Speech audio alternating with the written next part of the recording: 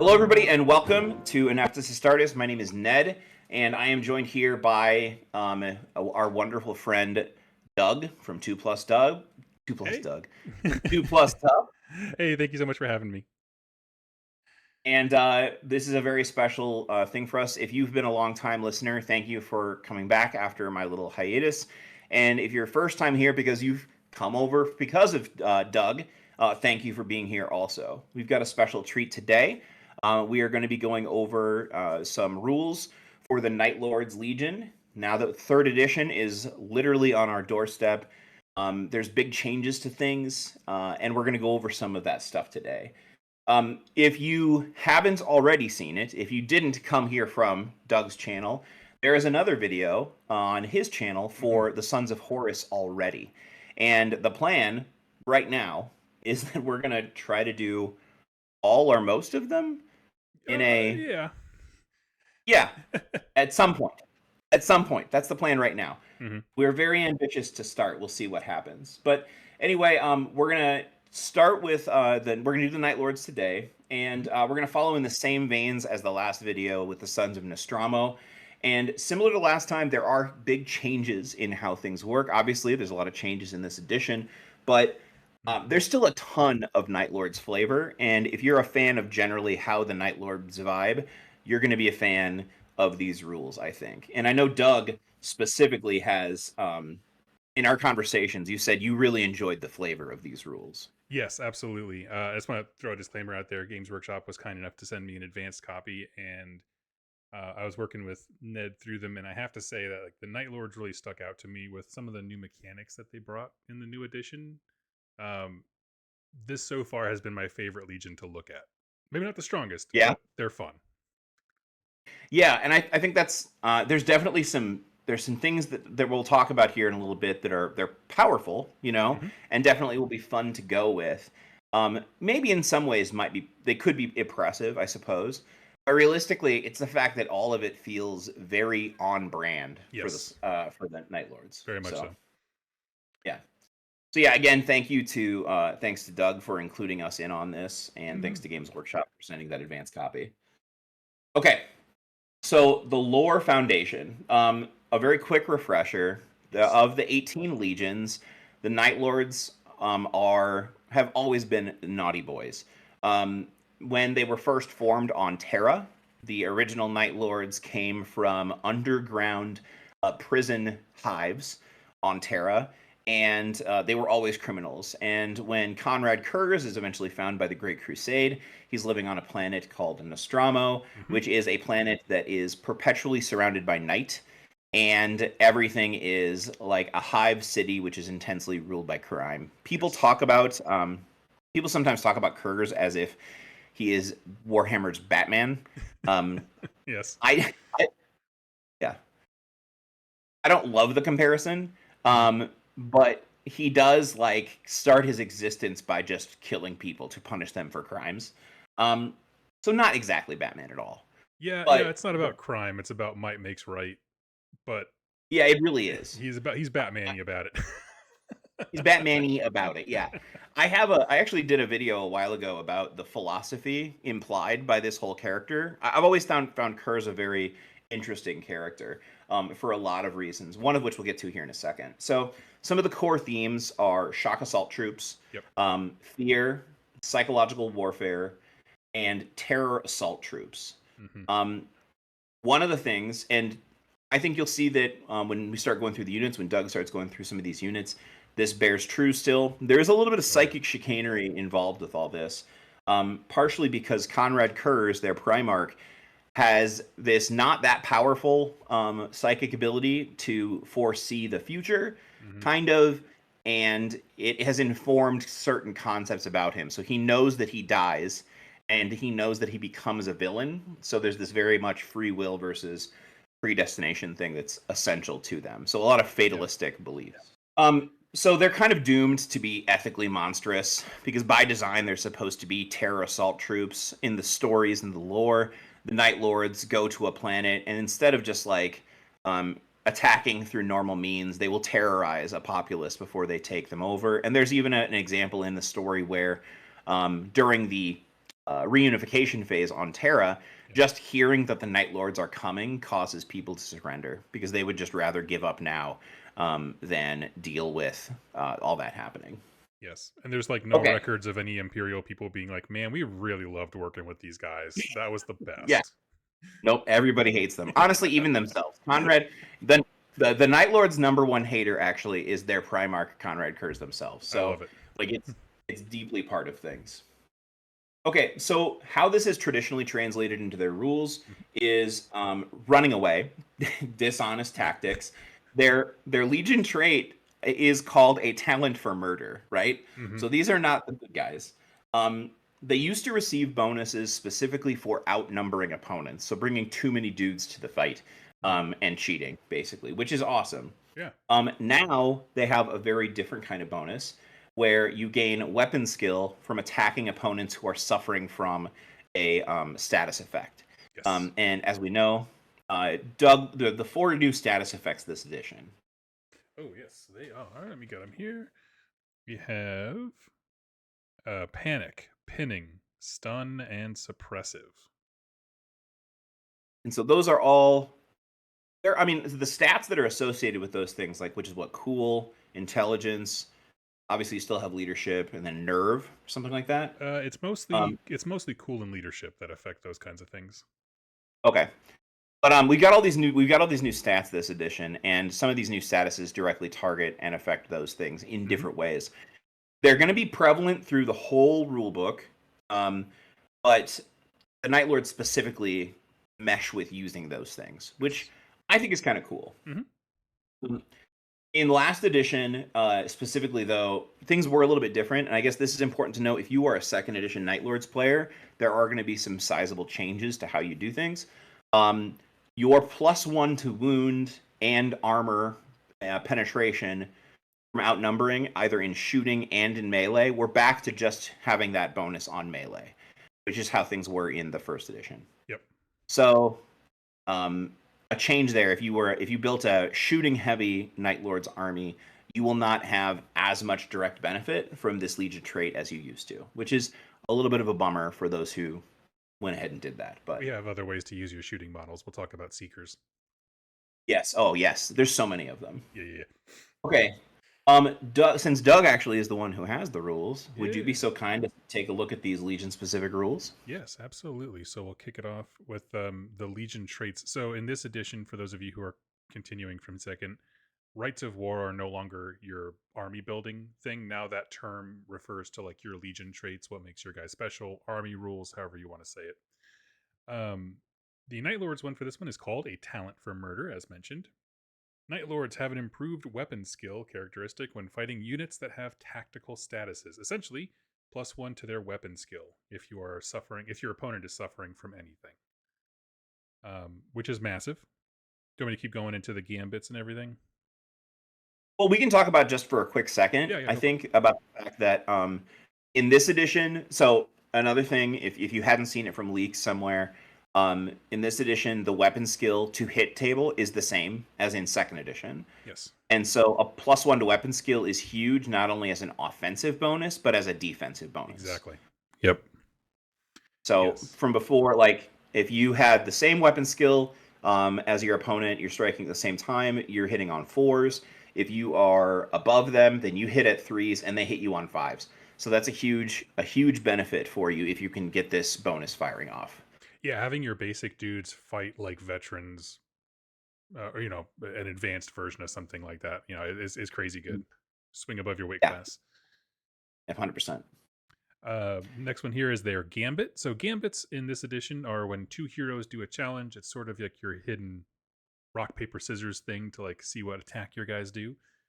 Nostraman Courage. This is the one that I thought was the best. This gambit allows the controlling player to switch the model that fights in a challenge. So you got your unit, your opponent has theirs, you meet, you select your champions. So he's going to look and see, okay, you've got this kind of sergeant on your terror squad. I'm going to choose X gambit. And you go, haha, no. I'm going to have a different person fight. So you can have different weapon loadouts to keep them guessing. I adore that rule so freaking much. How about you? I think it's very, very, very on brand, and it's absolutely hilarious too because I mean, I don't know if you've ever seen that meme about like the rat who gives somebody a gift in a box, and they're Mhm. like, "I'm not going to open it because I know it's plague." And then the rat's like, "Oh, it's not plague," and then you open it, and then the rat says, "It's plague." Okay, Yep. like I imagine a challenge phase. I'm going to challenge you. Are you going to challenge with your sergeant? Absolutely, I am. Okay, I'm going to challenge with this guy. I'm going to challenge. All right, now you're going to fight a legionary, right? Yes, Like exactly. it's it's obvious. It's an obvious trick. It's pulling the football out before Charlie Brown kicks it, Absolutely. but it's so on brand for the Night Lords. Yep. Yep. Absolutely. We'll talk about that more when we talk about a build for a hero that we put together. But Mhm.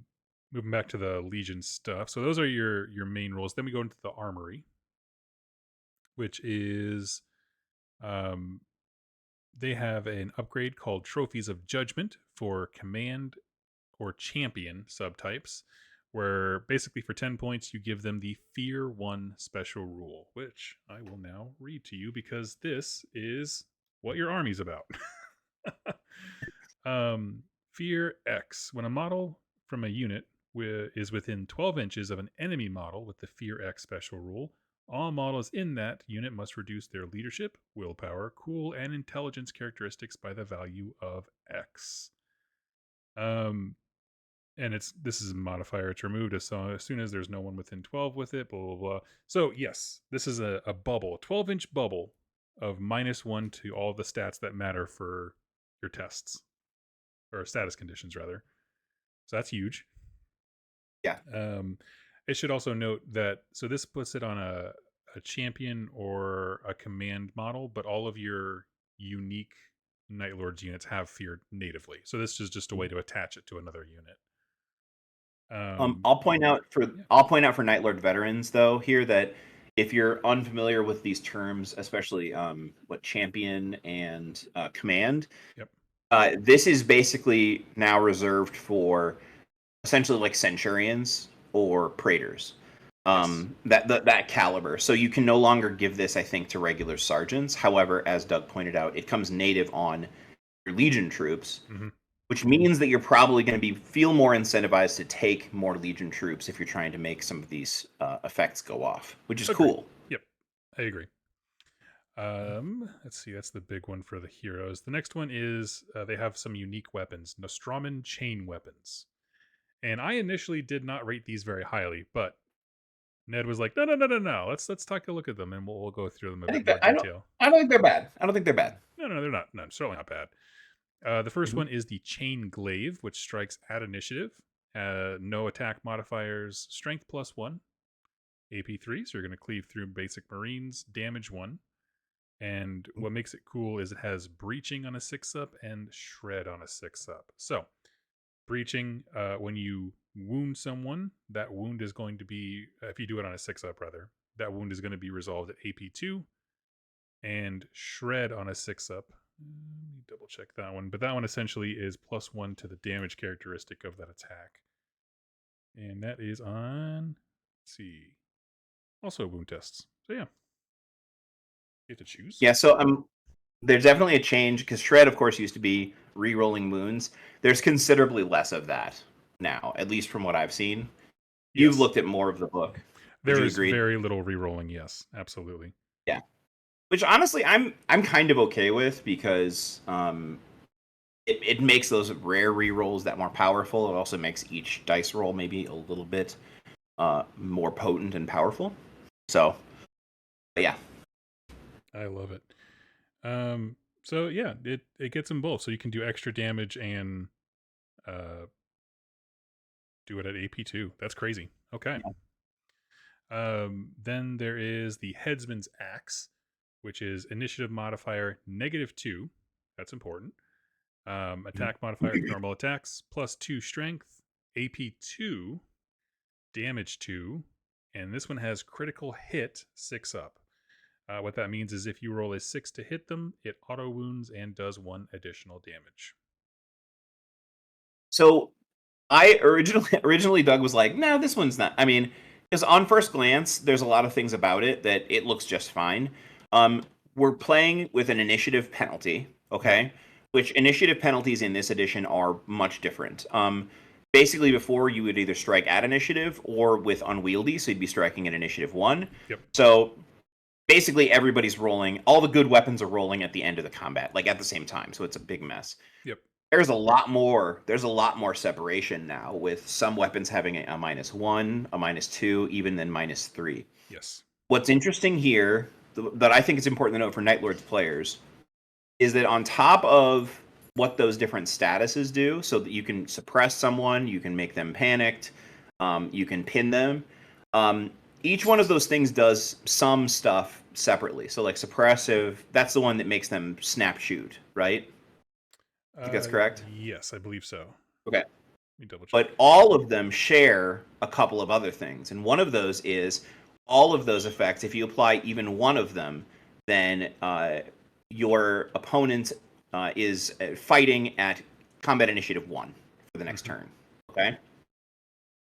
What this means is that the headsman's axe at a -2 initiative is still swinging before the entirety of your opponent's force if you manage to apply one of these statuses on them. So losing 1 or 2 points of initiative is not a big deal for Night Lords if you are trying to, or if you are successful in having them fail those saves, if that makes sense.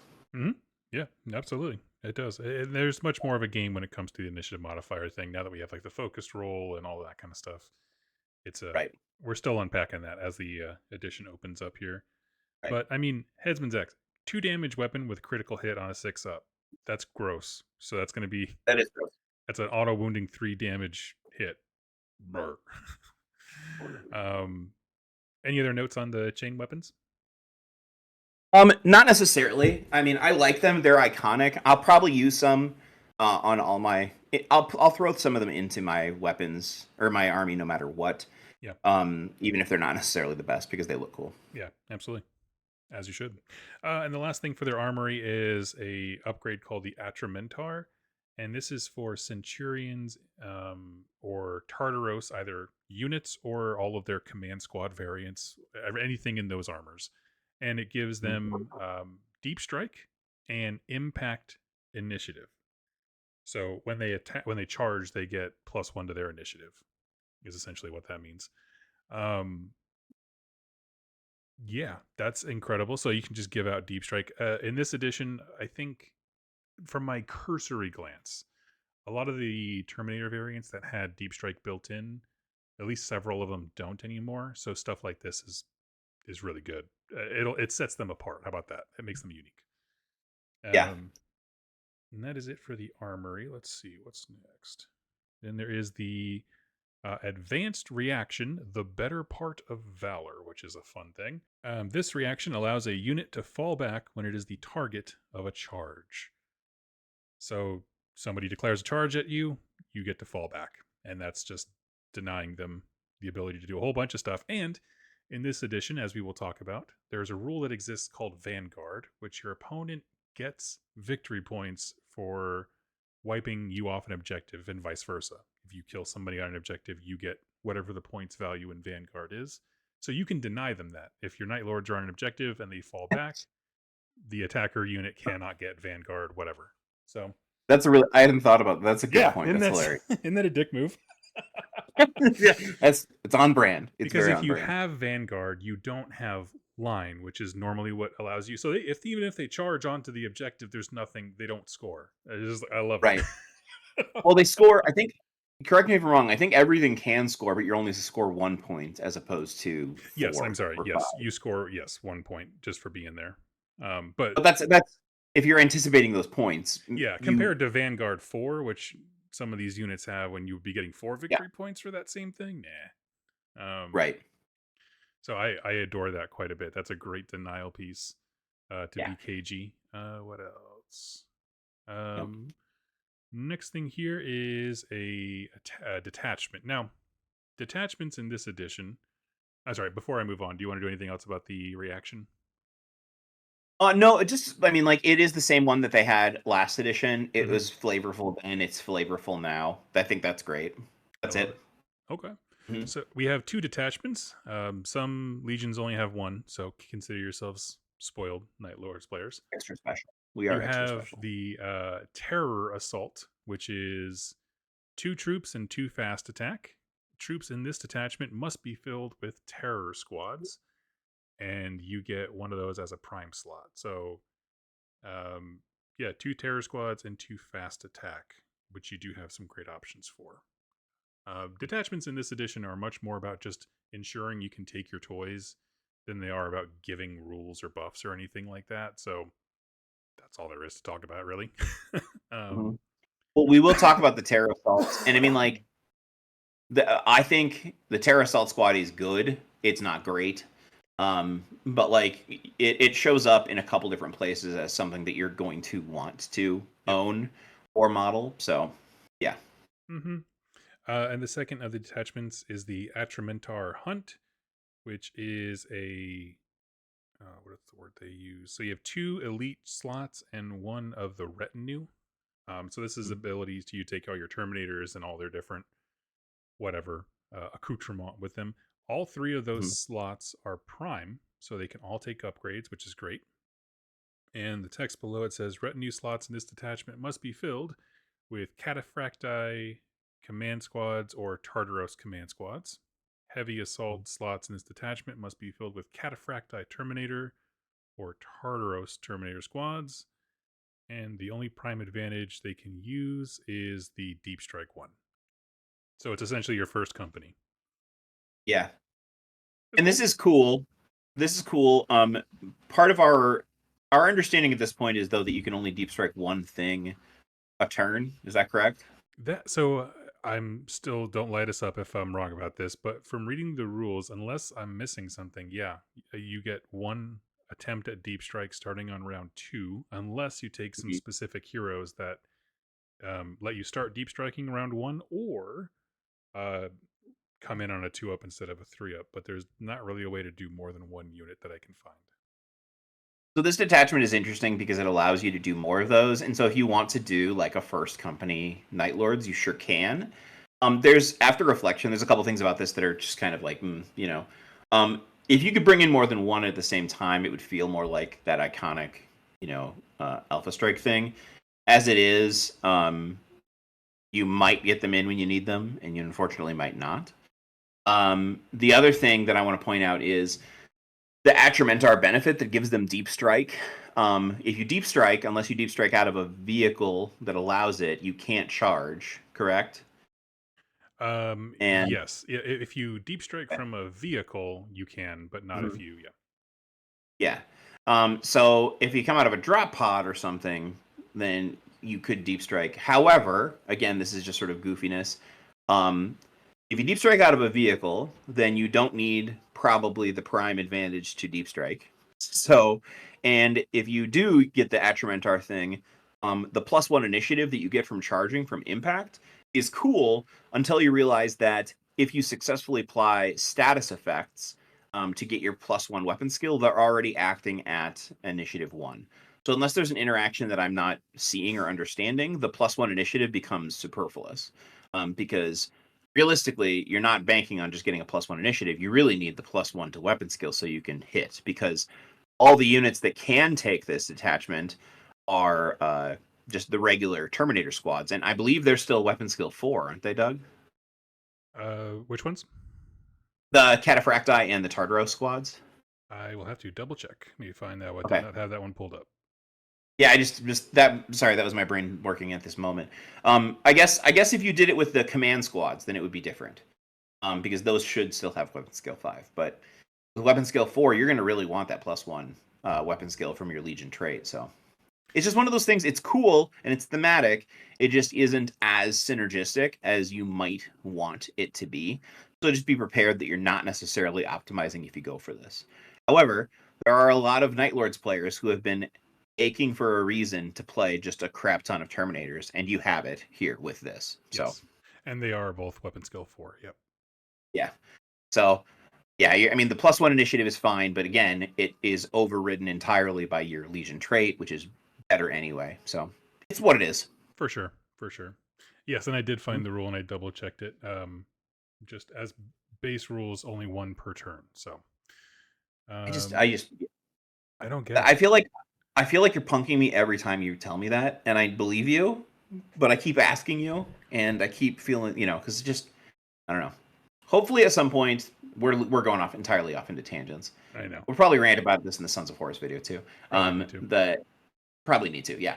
How do you do a drop pod assault? You can't do a drop pod assault. It's crazy. I know. You're telling me. Yes. All right. So we'll Sorry. move on here, and then we get into the actual war scrolls, so the actual unit entries. And I'm going to kind of abbreviate these for the characters, at least the named ones, and really dig into the generic whatever Night Lord units that are special, because I think that's cooler. Please interject whenever you hear something that you want to talk about. First one is Conrad Kurz. Clocking in at 450 points. He is one of the cheaper Primarchs, which I like.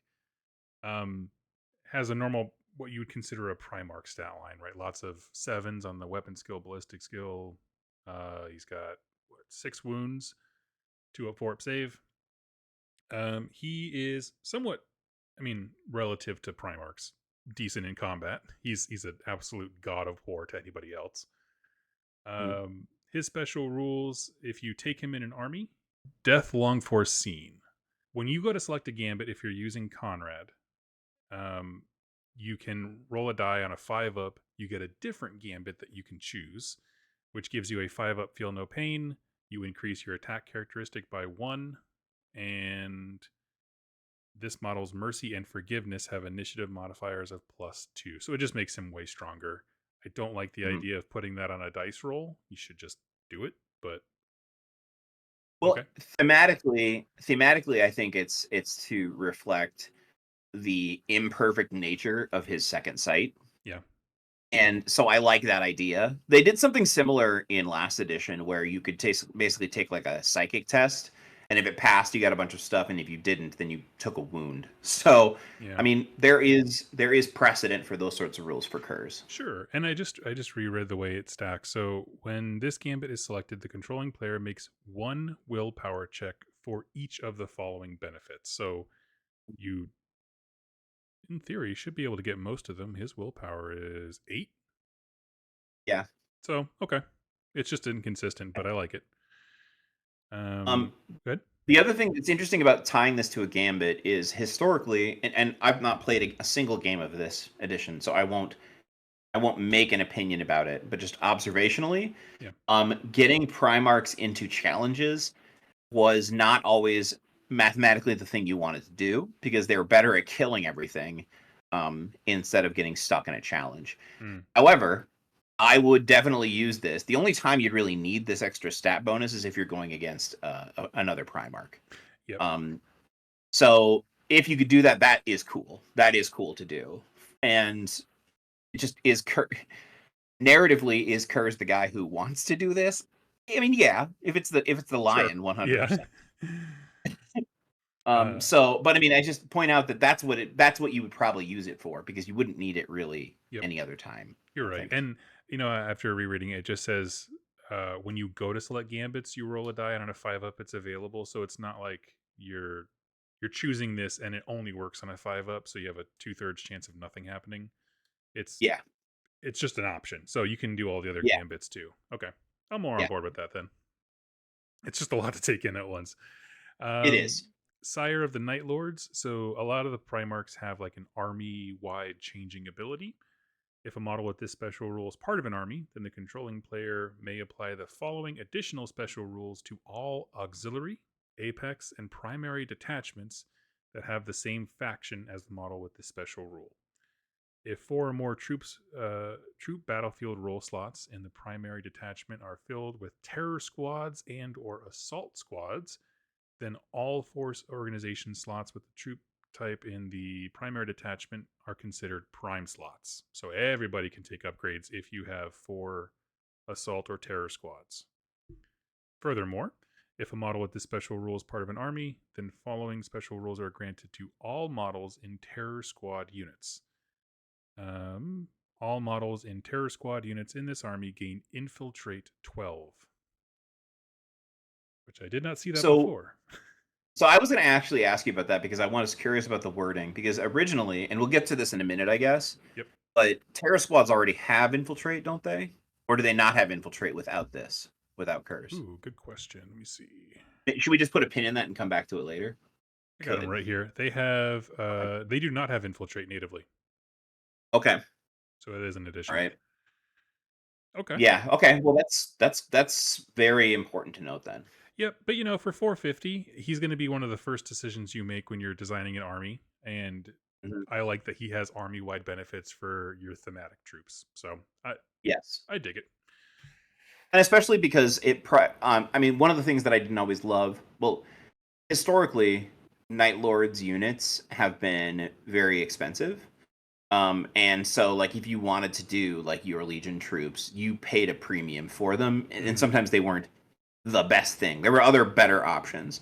So you were sometimes if you like, especially if you're playing in a local meta where people, are building more interesting and optimized lists, Yep. then you might have a feels bad for building them. But I like again the fact that this is saying, no, really, you want to take the terror squads, you want to take the Night Raptors. They're an iconic part of your army, so you should have them. Absolutely. Our next unit here, I'm going to yada yada a little bit when it comes to the named one, Yep. is Sevatar. He is a really cool lieutenant style character whose big thing is he's really good in challenges. That's the big I'm thing. gonna need to point out. Yeah. I'm gonna have to point out for the Night Lords fans, he is the first captain. This is important. He is the first captain of the Night Lords. Just so Oh, you know. Okay. okay. Sorry. Yes, when I said lieutenant, I meant generic lower, smaller Yeah, yeah, yeah. hero. But That's fine. he's not generic. It's He has fine. some special rules that make him quite good in challenges. What's up? You just got to put some respect on his name. That's all I'm gonna Okay. say. Okay. Keep going. Okay. The most esteemed dirty fighter in all of the legions. There we That's right. go. Nailed it. But those are it for your named characters. Man, I didn't realize the Sons of Horus had so freaking many of them. They By do. Yeah, comparison. Sevatar is basically it. There are a couple of other characters that were probably show in the Legion, in the Legion, or not Legion, the Legacy PDF. I'm sure. There's like what's his name? Charon Abidian, the coward. He's the one heroic Night Lord, and so they call him the coward because that's the kind of sense of humor they have. I adore That it. sort of stuff. Yeah. Okay, so moving into the units, we have 3: the Contenker Terminator Squad, the Terror Squad, and the Night Raptors. So we'll go through them here. The is it Contaker? I think it's Contactar. Contekar. Okay. Terminator Squad for 5 dudes, 1 Dissident, and 4 Contekar is 225. Movement 7, weapon skill 5. So they're your better Terminators. Yep. The rest of it seems pretty on the nose with the other stats, and they come armed with a chain blade and a Volkite Cavator. Yes. Hey, quick question: how many attacks do they have? Is it 3? Yes. Okay. Keep going. Sorry. As far as other special rules, they have the normal Terminator stuff: bulky, implacable, advanced, deep. They have deep strike natively, which is great. Vanguard 3. So again, if they wipe a unit off an objective, they get 3 points, and Fear 1. Let's see. Do they still have the option to take an Eschaton Power Claw and a Heavy Flamer? Yes, I see the Eschaton Power Claw. Let's see. Any model in this unit may have its Volkite Cavator exchanged for 1 Heavy Flamer for free. And I do see the option for the Power Claw here. Perfect. Power Claw is cool. It's -2 initiative, +3 strength, AP2, damage 2, shred 6. That's pretty cool. Yep. Any thoughts on those guys before we move on? So the Eschaton Claw is once again faster than a power. Well, it is faster than a Power Fist. Yep. It does beat. It is at that -2. So again, if you're applying statuses, you can still get to strike first with it. Yep. That's good. The Heavy Flamers. Remember that Flamers in this edition can apply Panic.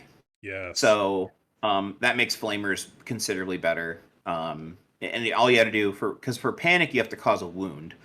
But you're very likely to cause a wound considering you auto hit squads with Heavy Flamers. So yes, exactly. I would imagine if I was going to field some of these guys, I'd have to take a look at it. But if I was going to do 5, I might do 2 Flamers and 3 Volkites or something, just for maximizing my little output. What is their chain blade weapon, though? Can you give me the stats on that? That is fights at initiative. No modifiers to attack. Strength +1, AP3, damage 1, and it has breaching and shred on a 6-up. Okay, so it's the same rules as the chain glaive, and so we can hit AP2, and we can do extra damage.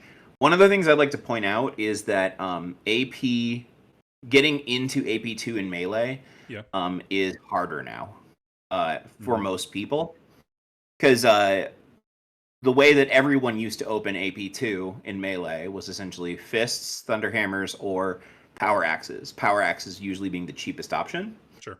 Now that power axes only breach to AP2 on a 5+, one of the trickle downs of this, I think, is that weapons that only breach that you had before that would just breach on a 6 Mhm. don't look as bad No. because there's not an immediate auto replacement for them. So I think these guys' weapons, by comparison, get a little bit better. Yep. Yeah. My overall view of them, again, though, is I think this edition, especially, Night Lords are going to have a lot of things that are really good at killing AP3. And the question is always, how do they penetrate armor, and how do they deal with AP2? And these guys are not necessarily going to be great at hitting that AP2 necessarily either, but they're still cool. Mhm. So, Very, very cool. Let's see. Yeah, the leader who can have the power claw for 10 points. Okay. one. Yep. Sweet. Terror Squad, that's the next. And this is a troops choice, which is very important for building out your army. Not everybody has a troop. Terror Squads are 1 headsman and 4 executioners for 115 points. So we're going to put this in perspective. 10 tack marines, or I guess despoilers is probably a closer example, is 100 points. Because they have chain swords. So this unit is movement 7, weapon skill 4, which is a bummer, ballistic skill 4. They're basically marines. Everything is pretty much the same. They have 2 attacks. The headsman has 3, and they come with a chain sword and bolt pistol. So basic dudes. What makes them special is that they have hatred infantry, and hatred is let's see. I think that's the +1 to wound in Yes. melee. Yep, against that type. So against infantry +1 to wound. They have fear 1, again, 12-inch bubble, and Mm-hmm. Vanguard 2, which is unique because most troop choices have lines, so they want to be staying on objective, where terror squads want to be charging. Which I love this because Yeah. the Night Lords are not about holding objectives is for runts and wimps, and Mm-hmm. the Night Lords are out to take patches of skin and skeletal trophies. So Yeah. Home is where you hang the faces you've peeled off your enemies. You got to be out there getting more. So. Oh yeah, that's so cozy. Other things about the unit that are important just before we get into the options are any model in this unit can have its chain sword exchanged for one of the following: bolter, volkite charger, rotor cannon, flamer, chain axe, and chain glaive, with some points for some of those. And the headsman can take from the sergeant list. Yeah, basically he could be kitted out. So that's basically all there is And to it. and sergeants take the axe, the executioner's axe. Yes, they can. I can't remember. Okay. Yep, All it's right. So that's champion, command, and sergeant types. dope. Okay. And Okay. so you asked me to do some math on what this looks like as far as a 10-man squad with Yeah. some toys. 10-man Mhm. squad is 205 points. And flamers and rotor cannons are 5 points each. So the reason I asked Doug to look into the flamers and the rotor cannon options, first of all, a lot of people had rotor cannons from last edition, so it's a natural port. Rotors apply, I believe it's suppressive 1, or is it suppressive 2? They're both 1. They're both 1. Okay. So suppressive 1, and again, that is going to be that is the one that makes it so that your opponent, if they fail the test, they snap shoot. Yep. And they also drop their weapon skill, or not weapon skill, their initiative to 1, and then your weapon skill goes up 1. This unit on its own, in a vacuum, is very expensive for what looks like it wants to be a melee unit, except for the fact that it has weapon skill 4. So Yes. because it's got fear, you're already going to be dropping all of the checks that you take if you're trying to charge something by 1. Mm-hmm. And so you're going to be looking for ways to force those things. So if you're able to hit them with a suppressive attack from a rotor cannon as you're running into charge, just hitting somebody, Yep. they're going to have to take that suppression check at a -1 and then additional -1 because of your fear, which takes a normal check, which is over 50% to pass into something that's less, considerably less. Yes. Which is good. I think that's great. Yep. And that's a -1 modifier, with their weapon, and 2 with fear considered on just this Mhm. unit. But we're going to talk about a few other ways to add statuses Yeah, from a range to distance. So, they're weapon yeah, skill 4, but they could be 5 if you get things to go off the way you want them to be. right. How much that's worth to you is up to you. Personally, I love it. This is one of my Yeah, favorites.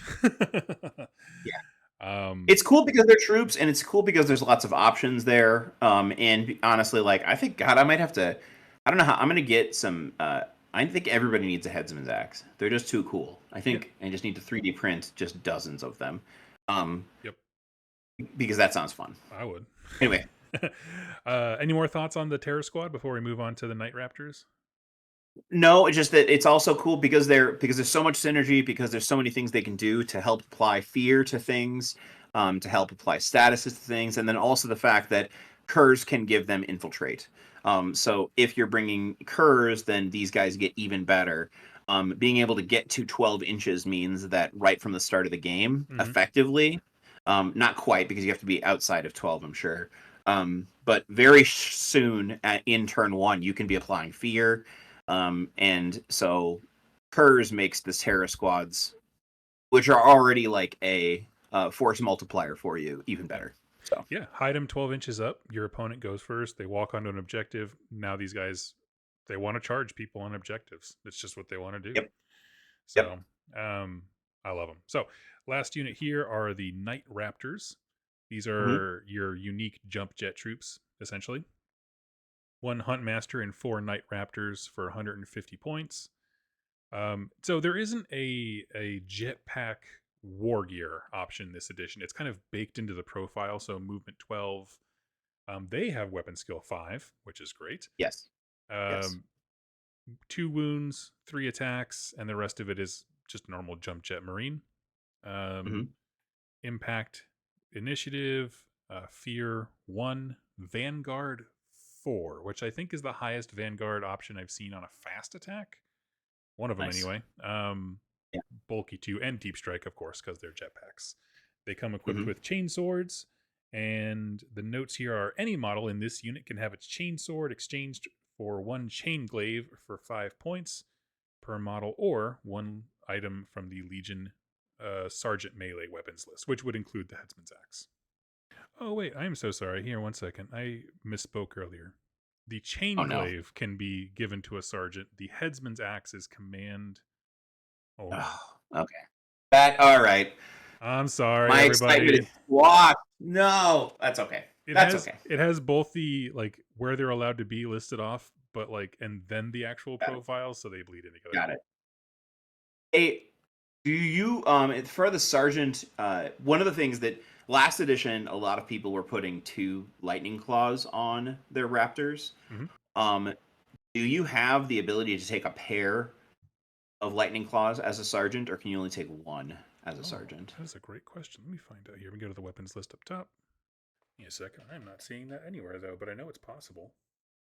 So in so for your Just Aaron, it actually says in their it said in their entry, Okay. you Then could no, they give them a can't. pair. Yeah, you're So right. that's a bummer. Okay. Well, okay. So one of the things, folks, is when outfitting the Night Lords or Night Raptors, I guess you're gonna have to think about this. So one concept is because they get impact 1, and because they already have weapon skill 5, this is a unit that theoretically could charge something that you were not able to get a status effect off on and do better because you're gonna be base weapon or base, excuse me, attacks 3. The question is how to outfit them.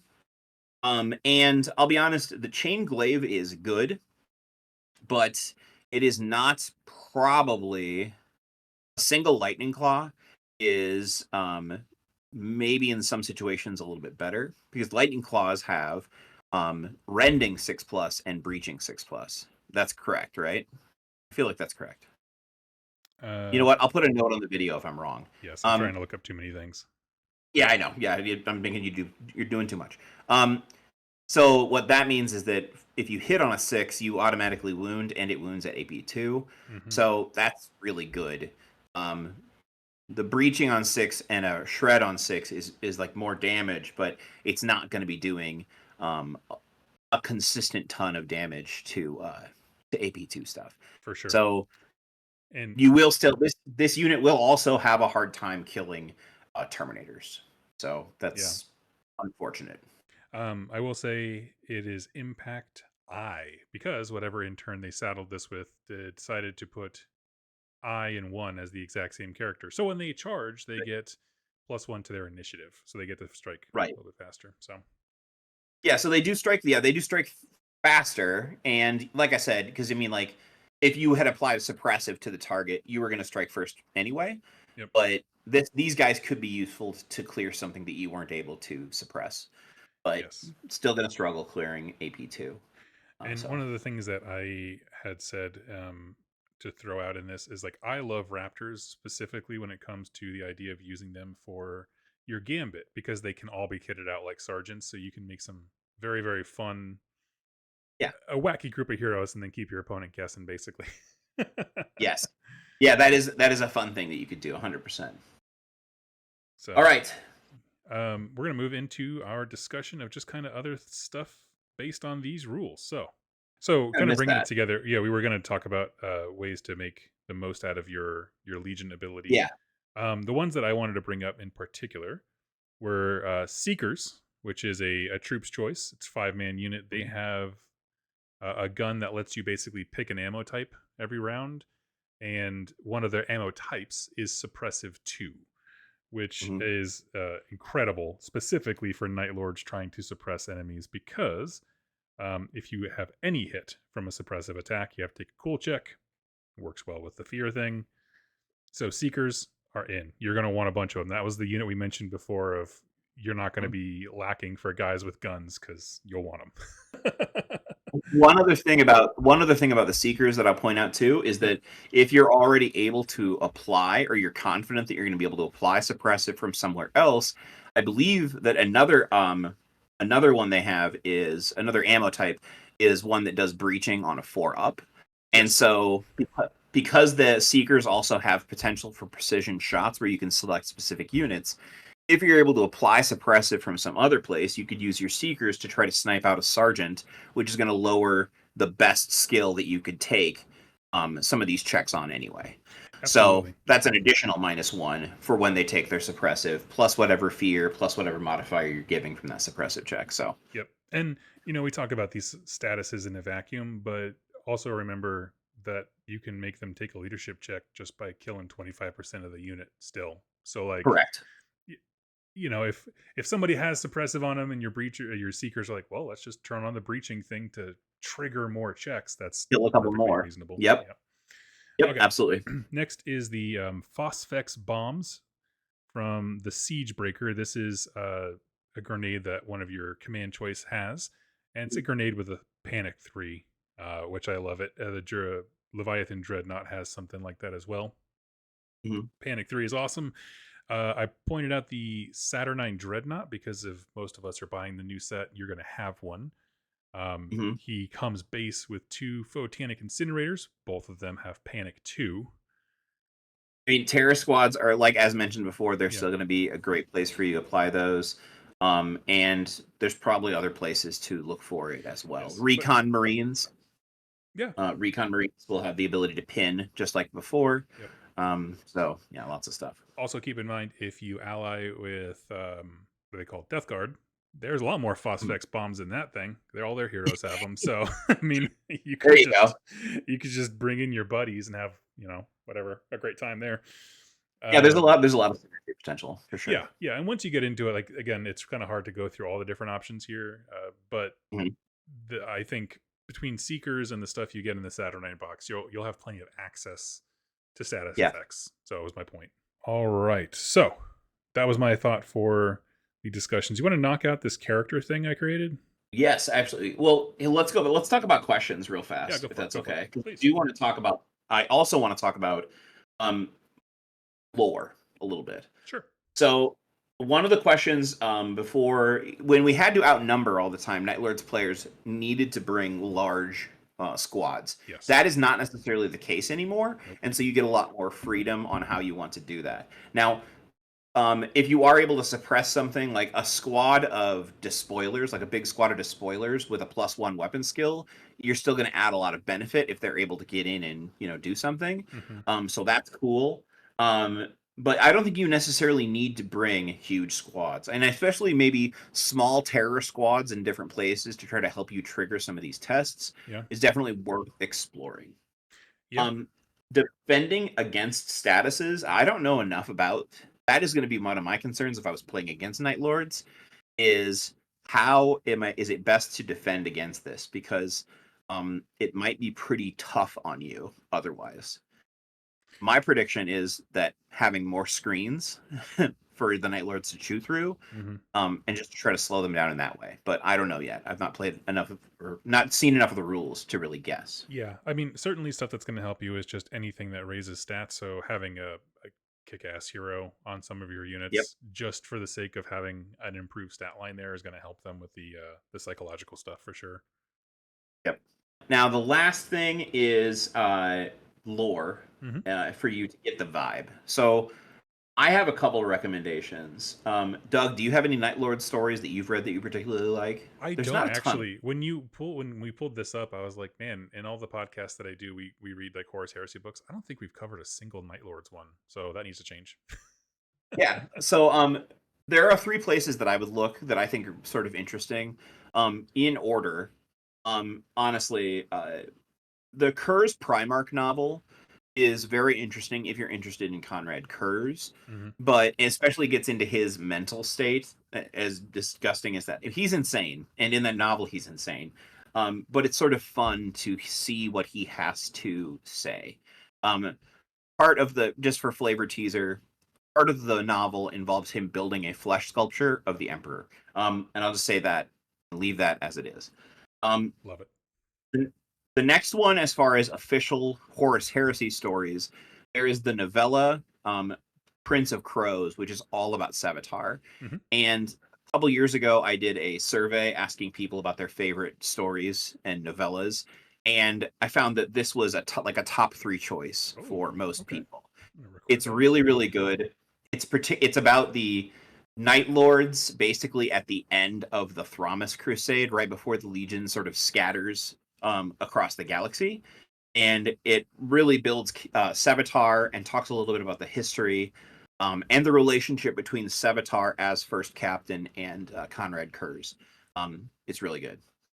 And then the last one is not actually officially Horus Heresy stories, but the original Night Lords trilogy, written by Aaron Dembski-Bowden, is amazing. And even if, because this is a very old book, considering it was written, I think, a decade before the Heresy books started. Yeah, I think so. There are some things that have sort of been retconned or changed in his version of things, and small inconsistencies. But as far as building and really exploring the tragedy and the insanity of being a Space Marine or being a Night Lord, it's fantastic. It really is. And it doesn't hide from the fact that the Night Lords are bad people, while allowing them to explore their idea of their personal identity. It's really, really good.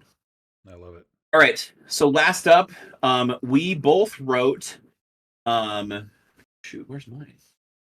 We both wrote characters. Yeah. And this is, I'm gonna say, I think this is my favorite idea that I've had in a couple months. Okay. You've got these gambits that you can do. Yep. You've got these gambits that you can do in this version of the game, and it's very clear that Games Workshop wants us to make the challenge phase more interesting and more notable. So we thought it would be a good idea to make 1 or 2 characters for every legion that we do. And so both of us made a Night Lord. And why don't you read yours off first? Okay, mine is Arch Horror Auralar Non. He is a Centurion with a jetpack, and I envision him attaching himself to a unit of Night Raptors, obviously.